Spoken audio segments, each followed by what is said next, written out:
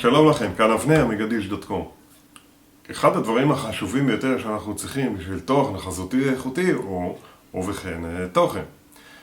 בלי תוכן לא יהיה לנו תוכן חזותי ובטח שהוא לא איכותי. ואגב, כשאני אומר תוכן אני לא מתכוון רק לדברים שאני מתעסק בהם, שזה תוכן חזותי, תמונות סטיל, אלמנטים גרפיים, סרטוני וידאו. אני מדבר גם למעשה על תוכן בכלל, גם תוכן שהוא טקסטואלי, ורבלי, מוזיקלי. כל הדברים שאני אומר פה יתפסו גם לגבי תוכן שהוא לאו דווקא תוכן חזותי. היום התוכן החזותי הוא חשוב יותר מאי פעם, משום שיש כל כך הרבה דרכים שבהם קהל היעד שלנו יכול לצפות בתוכן החזותי הזה, יכול להגיע אליו.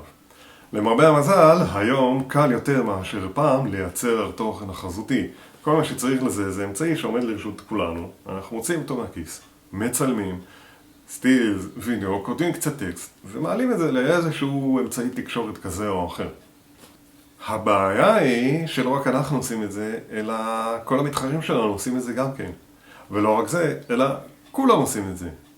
אנחנו מוצפים כל הזמן על ידי תוכן חזותי בכמות אדירה, שרובו טריוויאלי לחלוטין, והמכנה המשותף שלו נמוך, משום שרוב האנשים מפרסמים תוכן שהוא לא מיועד למכור מוצר או שירות או להעביר איזשהו מסר, אלא סתם תוכן טריוויאלי שמראה על החיים שלהם, סרטונים של החתולים שלהם, תמונות עם הילדים שלהם, דברים שהם עשו בטיולים, מה שהם אכלו, סרט שהם ראו.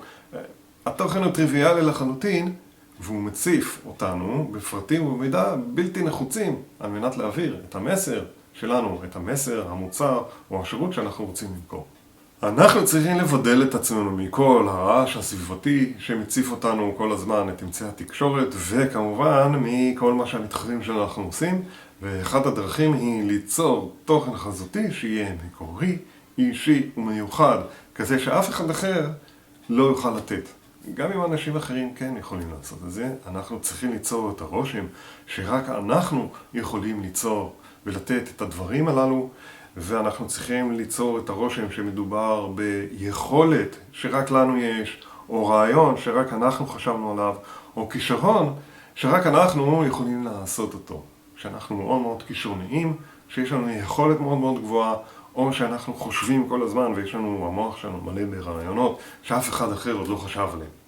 לסיכום, התוכן שלכם חזותי בעיקר, אבל גם לא רק חזותי, צריך להיראות מקורי, אישי וייחודי ככל האפשר.